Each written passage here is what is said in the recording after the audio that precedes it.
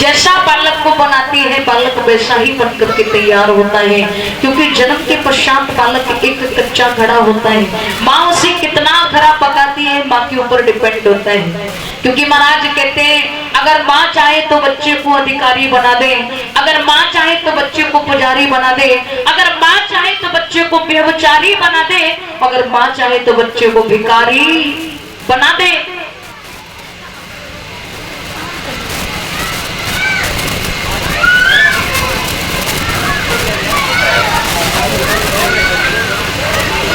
आज मेरे भगवत श्रोताओं, आज वो मां अपने पुत्र को समझा रही है, मेरे बालक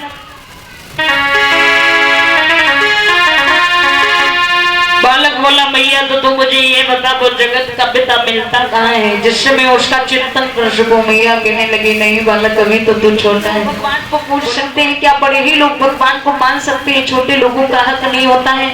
माँ मैं छोटा हूँ इसलिए भगवान मुझे मिलेगा नहीं।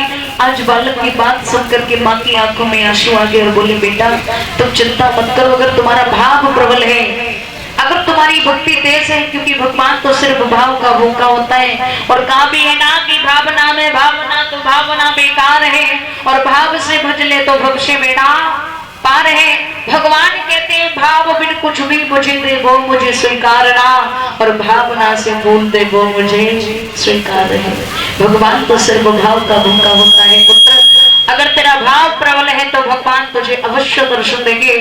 आज वो मैया अपने पुत्र को समझा रही है, धन्य है वो माँ जो अपने बच्चे को एक ऐसी दिशा दे रही है जिससे कि बालक, क्योंकि माँ बाप के संस्कार ही संतान को बड़ी ऊंचाइयों तक ले जाते हैं।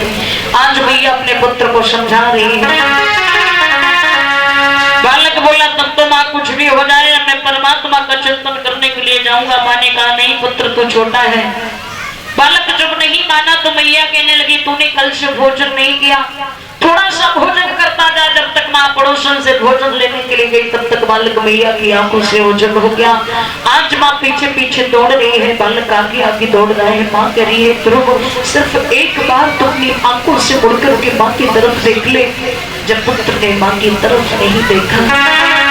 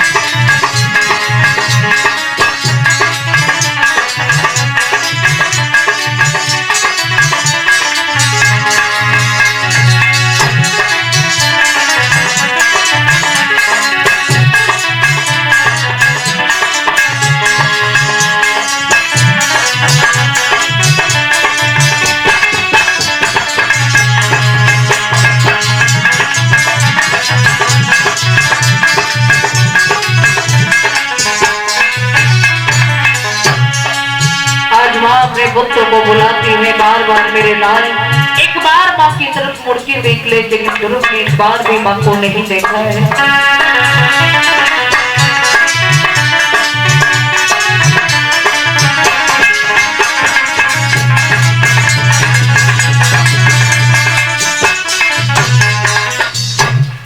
जब बालक ने नहीं देखा, बालक जब काफी दूरी पर निकल शुरू किया है, महाराज जब चतुर्थ महीना आया, चतुर्थ मास आया, आज ध्रुव ने सब कुछ छोड़ दिया है।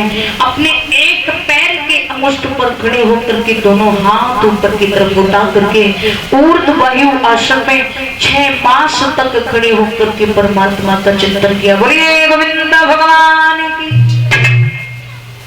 कहते हैं कि जब ध्रुव महाराज ने प्राण वायु को खींचा है,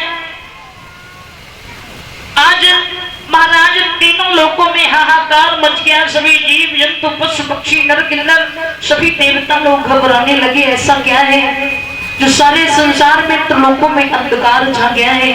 जाकर के देव ऋषि बाबा नारद ने कहा, प्रभु आपका एक जरा सा बालक है जिसका नाम है ध्रुव, बहुत बड़ा भक्त है, जाकर के आप उसको दर्शन दे।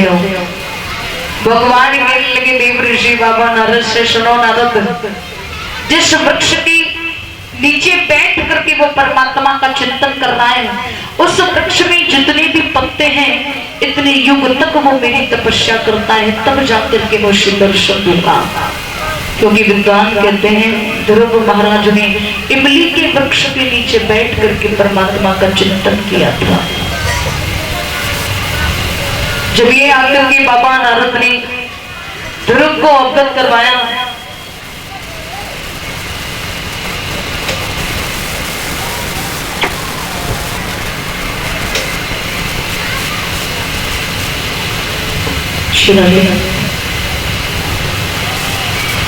तो ध्रुव महाराज खुशी से नाचने लगे और कहा, बाबा ऐसे एक वृक्ष नहीं, अगर 10 वृक्षों की पत्तियों को मिला करके इतने युग तक मुझे तपस्या करनी पड़ जाए तब भी मैं पीछे नहीं हटूंगा, लेकिन मेरे गोविंद आकर के मुझे दर्शन दे जाए।